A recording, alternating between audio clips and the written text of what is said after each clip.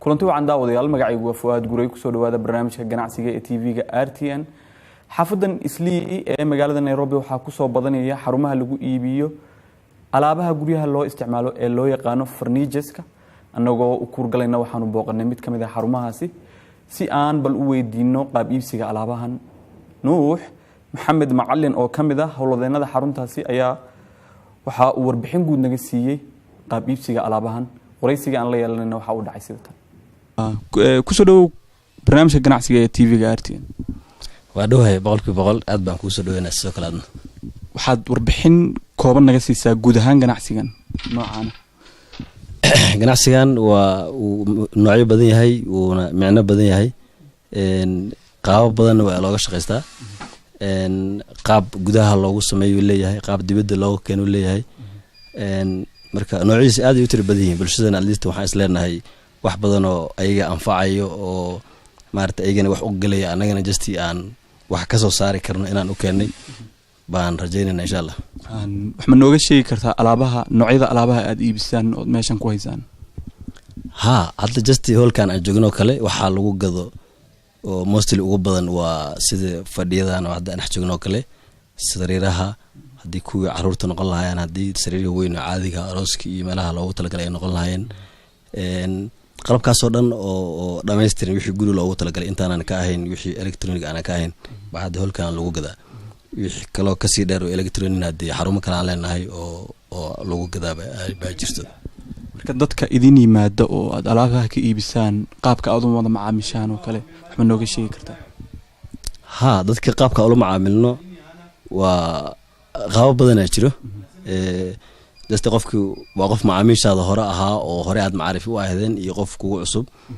marka dadka qaabkan ula macaamilno justi alaabaha dadka qaar waa loo dalbaa oo dalba loo sameeyo inuu order sheego asagu noocu rabo u dalbado in loo soo hagaajiyo oo waqti ay ka qaadato macquul qofna alaabta reediga inuu ka gato oo markaas aad u rartado gurigiisii u geyso aad yaan kula macaamilna marka alaabta aad iibisaan oo kale ma leedahay wax warranty oo qofka idinka iibsado kale hadii cilad guud ay ku timaado idinku soo celin karaa ama wax noocaas oo kale system noocaas oo kale ma ku shaqeysaan alaabaha horta waa labo wixii marka hadda laga hadlayo fadhi iyo sariir iyo markii laga hadlay iyo markii electronic waxyaalaha korontada ku shaqeeya laga hadlayo waa kala labo wixii korontada ku shaqeeya electronic oo baartiga kala way leeyihiin warranty qaar 10 sano le qaar waxay leeyihiin sanad qaar 2 sano alaabtan aad iibisaan meeshan ku haysaan kana joogna warranty uu leeyahay sida hadda fadhiyadan oo kale setting-kan oo kale qofkii markuu gato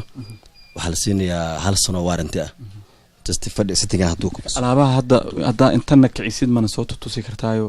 kuwan warranty kale iyo kuwa kale iyo isaad u iibisaan iyo alaabaha guud ahaan aad iibisaan mana tusi kartaa hadda fadhigan oo kale just hadii uu jodariga balkan fadhiga sponge-ga uu dego 1 sano gudaheed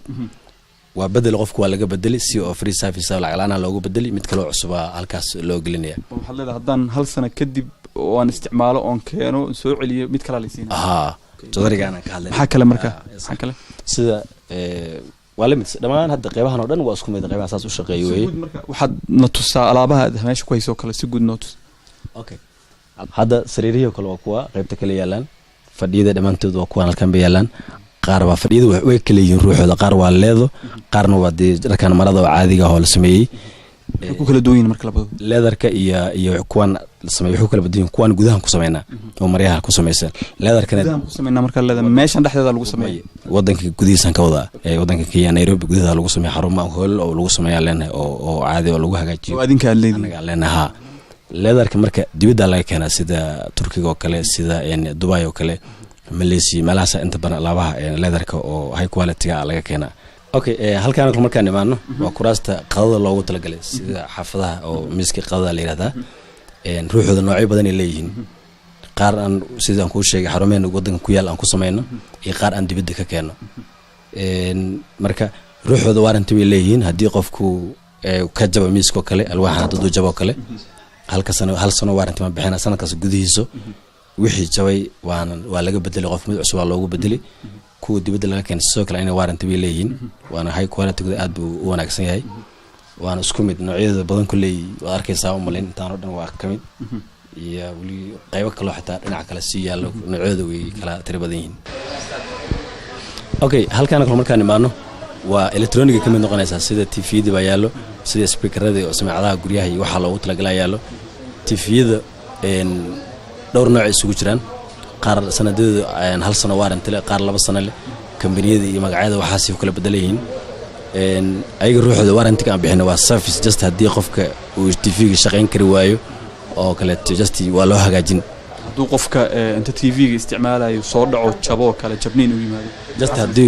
haduu jabo oo screenka uu jab gaaro taasoo kale qofka in waxay noqonaysaa uu qarashkii screenkaas cusub lagu bedeli lahaa uu la baxo laakiin haduu shaqeyn kari waa black and white noqdo hadii waxyaalaha noocaas oo kala ah hadaan dhibaato jug yacan qof bini'aadana uu sameeyay ku imaanin waxa sameeysan oo ka bedeshay ha just caadi isagu soo cidis waxba si gaarsiin uu iska damo kala miya taasoo kale waa bedel taas qofku waa laga bedelaya hadda marka alaabaha soo tutusay waxaad sheegtay alaabaha aad meeshan ku haysan qaar inaad idinku sameeysan qaarka kalena ay yihiin kuwa idinka yimaada dibadda marka wax ma nooga sheegi kartaa meelaha ay alaabaha idinka yimaadaan kuwan inta aad ku sameeysan iyo kuwaas isku warranty-gooda ma halba waxaas oo dhan marnayna wax nooga waranto صح alaabaha aan inta ku sameeyno iyo alaabaha aan banaanka keeno xagga warranty-ga waa iskaga mid oo dhamaan hal sano warranty aan bay leeyihiin dhamaantood markii laga reebay qaybta electronic laga reebay qaybaha hadda aan ka hadlayno oo fadhiga iyo sariiraha markaan ka hadlayno kale warranty-ga guud waa iskaga mid waxa marka u kala dhaxay quality-ga xitaa inay ku kala wanaagsan yihiin waa jirto oo hadda quality-ga waa u imaanayna waxaan meelaha ay alaabaha idinka yimaadaan kuwan dibadda wadamada qaar iyo meelaha idinka yimaadaan marnayna ogaano sax wadamada aan afkan waxa kamid ah meesha la yiraahdo Malaysia Turkey Dubai intaas meel baan ka keenay alaabta inta badan marka sidee u kala quality fiican yihiin si tay ahaan marka dhowr wadan baad noo sheegtay alaabtooda tay qaabka tay ahaan sidee u kala wanaagsan yihiin والله تيجي واحد وين أو لديه كر وحاس زايد أو دحية مجران لكن جستي dadka macaamiisha ku xiran tahay qof walba wixii markaas uu dalbana qof wuxuu ku leeyahay fadhiyadii Dubai ki imada rabaa qof wuxuu ku leeyahay kuwa Turkiga u baahanahay qof wuxuu ku leeyahay kuwa Malaysia rabaa qof markaas dooqid anaga macaamiisha qadarina waxaan sameeynaa inaan alaabi meel aan oo keeno oo saas aan macaamiisha aan hawshooda ku aan ku dadeen marka dooqa laga hadlayo qof walba waxa keena waxba ku riixa inuu alaabti qaato ama quality ahaan ama waxba keena maxaad isleedahay waa qasbaysa in dadku ay kala jeclaadaan alaabahaas adinku aad u aragtaan inay hal yihiin laakiin in dadku kala jeclaadaan maxay keeni kara just adduunka qof walba just waxa malan dooq uu leeyahay wax uu ku xusho marka anaga ahaan markaan ka hadalno quality waa isaga ka yimid kuwa banaanka ku sameey gudaha ku sameeyna iyo kuwa dibadda inuu uga yimaado quality taantooda waa isku mid so dadkii waa xogaa qof walba dooq uu leeyahay oo alaabta waxaan rabaa ka imaado halkii Malaysia alaabta ka imaado Dubai qof wuxuu isaga ka sheegan taas waa anaga aan u tixgelin ana qof walba wixii markaas uu rabo aan u keeno just exactly xarunteen hadda wadanka ku taal alaabta aan ku sameeyno ku dibadda laga keeno exactly waan sameyn karnaa laakiin dadkii dooqooda wuxuu wax dibadda ka imaado in xogaa ay qofku uu xiiseynayo oo saas uu ku jecel yahay marka tayada laga soo tago oo aad tiri isaga mid alaabta gudaha iyo alaabta dibadda laga keeno qiimahan ma kala badan yihiin qiimaha waa kala badan yihiin sababtoo tahay alaabta dibadda laga keeno waxay soo maraysaa canshuur